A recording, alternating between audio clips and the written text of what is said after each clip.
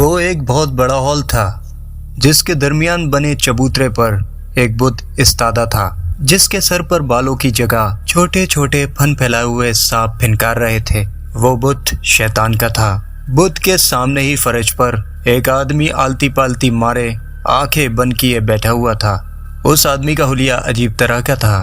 ایسا لگتا تھا کہ یہ آدمی کافی دنوں سے نہایا نہ ہو اور نہ ہی اس نے بالوں اور ناخنوں کو تراشا ہو۔ اچانک ہی ایک گڑگڑاہٹ کی آواز اس ہال میں گونج اٹھی، جس سے اس آدمی کے چہرے پر ایک مسکراہٹ جاگ اٹھی، لیکن اس کی آنکھیں بند ہی رہیں۔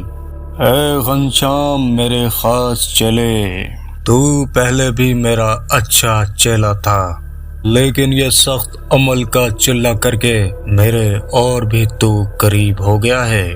آنکھیں کھول۔ مجسمے کے ہونٹ ہل رہے تھے، اس کے اندر آگ سی دہک رہی تھی۔ اس آواز کو سنتے ہی اس آدمی نے آنکھیں کھول دیں۔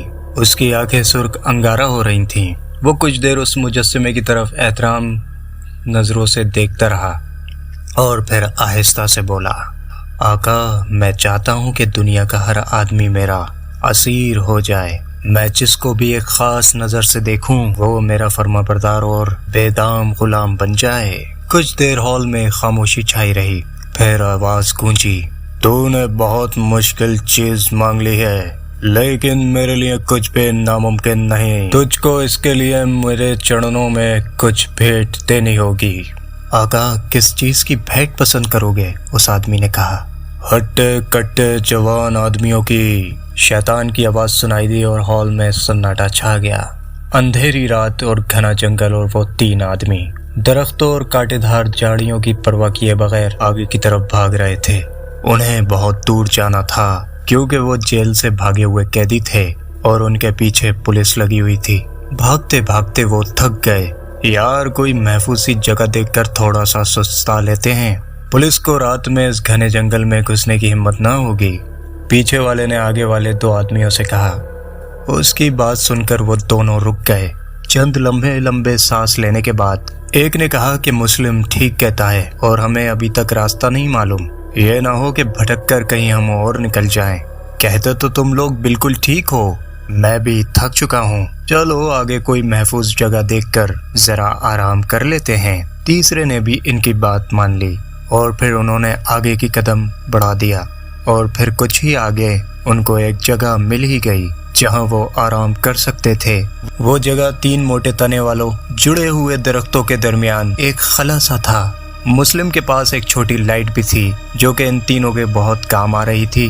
جب وہ خلا کے اندر باری باری داخل ہوئے، انہیں یہ دیکھ کر بہت خوشی ہوئی کہ اندر اتنی جگہ تھی کہ وہ تینوں اندر ٹانگیں لمبی کر کے بیٹھ سکتے تھے، البتہ لیٹنے کی گنجائش نہ تھی، اور جگہ بھی ایسی تھی کہ کسی کو گمان بھی نہ ہوتا کہ ان درختوں کے خلا کے اندر کہ کوئی چھپا ہوا آرام کر رہا ہے۔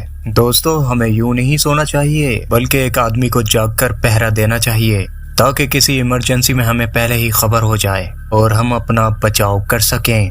اس مرتبہ مسلم ہی نے کہا، ہاں مسلم، تم بالکل ٹھیک کہہ رہے ہو، تمہارا کیا خیال ہے؟ بختیار بولا، ٹھیک ہے، جانو اور مسلم مل کر دونوں طے کر لیں کہ پہرا پہلے کون دے گا، اور جب اس کو نیند زیادہ تنگ کرے تو وہ دوسرے کو اٹھا دے۔ مسلم نے پہلے پہرا دینے کا اعلان کر دیا اور پھر کچھ ہی دیر بعد ان دونوں کے ہلکے ہلکے خراٹے سنائی دینے لگے، لیکن مسلم کو پتا تھا کہ اسے پوری رات نیند نہیں آئے گی۔ اسے اپنی ماں اور باپ کی یاد آنے لگی جو کہ اس کے بغیر ادھورے تھے، کیونکہ اس کی ماں ٹانگوں سے معذور تھی اور باپ بیچارہ اندھا تھا۔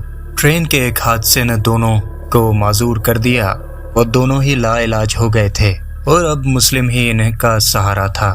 سب کچھ ٹھیک ٹھاک چل رہا تھا کہ اچانک اس نے ایک میلے میں مہروں کو دیکھ لیا جو کہ 7 بھائیوں کی ایک لوتی بہن تھی اور وہ بہت ہی خوبصورت تھی۔ ادھر مسلم بھی کچھ کم نہ تھا۔ جلد ہی محبت کی کہانی شروع ہو گئی۔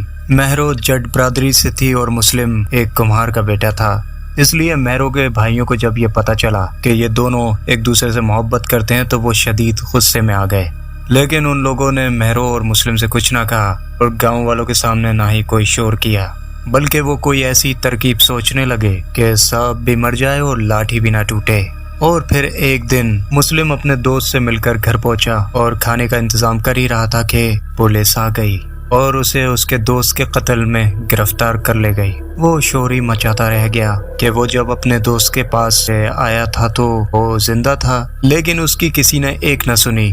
آج صبح جب جیل کی گاڑی اسے اور کچھ اور قیدیوں کو عدالت میں پیش کرنے کے لیے لے جا رہی تھی، اچانک اس چھوٹے سے کارواں پر اس میں کہ ایک جیپ جس میں SHO اور کچھ سپاہی تھے، قیدیوں والی وین اور اس کے پیچھے ایک اور جیپ تھی، اچانک ہی گولیاں چلنے لگی اور ڈرائیور کو گولی لگی تو وہ وین الٹ گئی، جس سے ایک طرف کی کھڑکی ٹوٹ گئی اور اس سے قیدی نکل کر ادھر ادھر بھاگ گئے۔ ان میں ایک مسلم بھی تھا جو کہ جانو اور بختیار کے ساتھ بھاگ تو آیا تھا، لیکن اسے افسوس ہو رہا تھا کیونکہ اس سے پہلے اس کے آزاد ہونے کے چانس تھے، چاہے کم ہی تھے۔ اب وہ مفرور مجرم تھا۔ یہ سوچتے سوچتے اسے مہرو یاد آ گئی اور پھر رات ایسے ہی گزر گئی۔ صبح اٹھ کر جانو اور بختیار مسلم سے پوچھا، ارے یار تم نے ہمیں اٹھایا کیوں نہیں؟ دوستو نیند ہی نہیں آئی تو تمہیں کیوں اٹھا تھا؟ مسلم نے بے دلی سے جواب دیا، دیکھ مسلم تو واقعی میں بے گناہ ہوگا، لیکن نہ ہی تیرے پاس کوئی اچھا وکیل ہے اور نہ ہی تیرے جیب میں پیسے ہیں، تجھے تو ویسے بھی سزا ہو جانی تھی، اور اب اگر بھاگی آیا ہے تو دل چھوٹا نہ کر، جو کچھ نصیب میں ہوگا وہ مل کر رہے گا۔ بختیار نے اس کے کندھے پر ہاتھ رکھ کر کہا اور پھر وہ نامعلوم منزل کی طرف چل پڑے۔ چلتے آرام کرتے دن پورا گزر گیا اور پھر رات آ گئی۔ راستے میں چھوٹی سی ندی تھی جہاں سے انہوں نے سیر ہو کر پانی پیا اور خوب نہائے بھی، اور اس کے بعد انہوں نے ندی پار کی اور دوسری طرف وہ جا کر خوش نظر آنے لگے کیونکہ اب وہ پولیس کی فوج سے بہت دور آ گئے تھے۔ چھوٹا سا جنگل تھا جو کہ اتنا گھنا بھی نہ تھا۔ انہوں نے کھلی جگہ پر درخت کی ٹہنی سے صفائی کی اور رات ادھر ہی گزارنے کا پروگرام بنا لیا۔ اس رات پھر دو سو گئے اور ایک جاگ کر پہرا دے رہا تھا۔ آج مسلم سو گیا تھا اور جانو جاگ رہا تھا۔ جانو اور بختیار دونوں ہی ایک علاقے کے تھے اور دونوں پکے چور تھے۔ آخری چوری انہوں نے ایک چودھری کے گھر کی جہاں سے وہ پکڑے گئے۔ اندھیرا آج بھی کافی گہرا تھا۔ جانو اپنے ہی خیالوں میں کھویا ہوا تھا کہ اچانک اسے ایک درخت پر کسی کے ہونے کا احساس ہوا۔ ان لوگوں سے کچھ ہی فاصلے پر درخت کی موٹی سی شاخ کے ساتھ کوئی چیز الٹی لٹک رہی تھی۔ پہلے تو جانو کو اندھیرے کی وجہ سے صحیح نظر نہیں آیا تو وہ آہستہ آہستہ اٹھا اور اٹھ کر تھوڑا سا اس درخت کے قریب چلا گیا۔ اس نے دیکھا کہ بڑے بڑے بالوں والی ایک بلا درخت سے الٹی لٹکی ہوئی اس کی طرف ہی دیکھ رہی تھی۔ جانو نے ایک زوردار چیخ ماری جس سے اس کے دونوں ساتھی جاگ اٹھے۔ جب جانو نے انہیں بامشکل بتایا تو ان کی نیند بھاگ گئی اور وہ کھڑے ہو گئے۔ مسلم نے لائٹر کو آن کیا اور ان کو بھی وہ بلا نظر آ گئی۔ بلا پر نظر پڑتے ہی ان پر کپ کپی طاری ہو گئی اور پھر بدحواس ہو کر تینوں وہاں سے بھاگ اٹھے۔ وہ اندھا دھن بھاگنے لگے۔ پیچھے سے مختلف قسم کی ڈراؤنی آوازیں آتی رہیں اور وہ بھاگتے رہے۔ بھاگتے ہوئے جب بھی وہ پیچھے دیکھتے وہ بلا کسی نہ کسی درخت انہیں الٹے لٹکے نظر آتی۔ بھاگتے بھاگتے سامنے ایک پہاڑی آ گئی جس کے سامنے کی طرف ایک بڑا سا غار منہ کھولے نظر آیا۔ انہوں نے غار میں پناہ لینے کو بہتر سمجھا اور بھاگ کر غار کے اندر چلے گئے۔ ان کے غار میں داخل ہوتے ہی ایک خوفناک کہہ کی آواز سنائی دی اور غار کا منہ اچانک بند ہو گیا، لیکن ان تینوں کو اس بات کا احساس نہ ہوا بلکہ وہ تو اس بڑے ہال کو دیکھ کر ایک دم ٹھٹک گئے۔ اس میں ایک شیطان کا بڑا مجسمہ نظر آ رہا تھا۔ اس کے سامنے فرش پر ایک ادھیڑ عمر آدمی آلتی پالتی مارے کچھ منہ میں بڑبڑا رہا تھا۔ آ جاؤ آگے آ جاؤ، رک کیوں گئے ہو؟ میں نے ہی تمہیں بلوایا ہے، وہ آدمی بولا۔ اس آدمی نے ان تینوں کی طرف اچانک دیکھا۔ وہ تینوں اس آدمی کا حلیہ اور سرخ انگارہ دہکتی بھری آنکھوں کو دیکھ کر ایک دم ٹھٹک کر رہ گئے۔ غار روشن تھا لیکن ان تینوں کو روشنی کا ذریعہ نظر نہیں آ رہا تھا۔ وہ تینوں جیسے بت بنے اسی جگہ جم گئے اور پھر اچانک غار کے کونے سے ایک بہت بڑی چمگادڑ اڑ کر ان تینوں پر چھپٹی اور اپنے مضبوط پنجوں میں جانو کو جکڑ کر شیطان کے مجسمے کے قدموں پر لا پھینکا۔ اس وقت جو آدمی مجسمہ کے سامنے بیٹھا تھا کہ اچانک اس کے ہاتھ میں نہ جانے کہاں سے بڑا سا خنجر آ گیا۔ جانو گر کر اٹھنے بھی نہ پایا تھا کہ اس پر اس آدمی نے ایک وار کیا جس سے جانو کی گردن کٹ کر دور جا گری اور اس کے گلے سے خون کا فوارہ نکل کر مجسمے کے قدموں کو رنگین کرنے لگا۔ مسلم اور بختیار نے فوراً آنکھیں بند کر لی اور ان کے جسم ڈر و خوف سے ایسے کانپنے لگے جیسے انہیں سخت سردی لگ رہی ہو۔ وہ دونوں بے جان سے ہو کر فرش پر گرتے چلے گئے۔ اسی وقت چمگادڑ نے ایک اور اڑان بڑھی اور بختیار کو پکڑ کر مجسمے کے قدموں میں لا پھینکا، جس پر بختیار کے منہ سے بچاؤ بچاؤ کی آوازیں نکلنا شروع ہو گئیں۔ ادھر مسلم آنکھیں بند کیے اپنے اللہ کو یاد کرنے لگا۔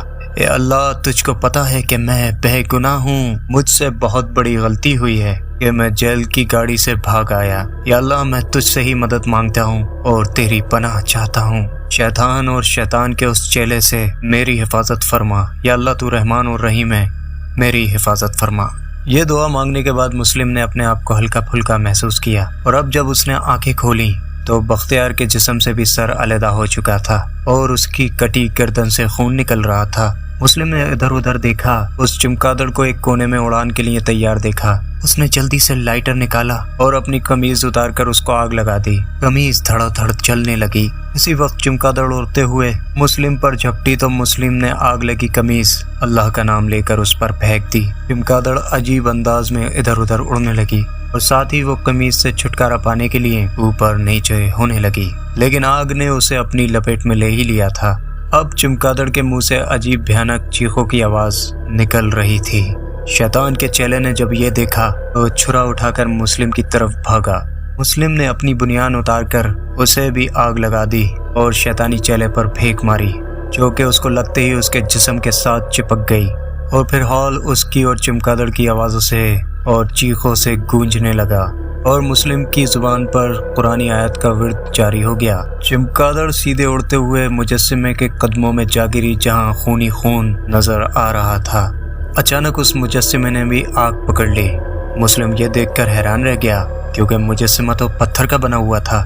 اسی وقت اچانک غار کا دروازہ کھل گیا اور مسلم جلدی سے یہ سوچتے ہوئے غار سے باہر نکلا، جو اللہ اس کی جان شیطان اور اس کے چیلے سے بچا سکتا ہے تو وہ بے گناہ ہوتے ہوئے اسے سزا نہیں دلوا سکتا، اور پھر اس کے قدم جیل کی طرف بڑھنے لگے۔ دوستو، اگر آپ کو یہ کہانی پسند آئی ہو تو چینل کو سبسکرائب کریں، بیل نوٹیفیکیشن کو آن کریں تاکہ آنے والی نیو ویڈیوز آپ تک بآسانی سے پہنچ سکے، اور کمنٹ باکس میں اپنے رائے کا اظہار ضرور کر دیجیے گا۔ ویڈیو کو لائک اور شیئر بھی کر دیجیے گا۔ اب ملتے ہیں نیکسٹ ویڈیو میں۔ خدا حافظ۔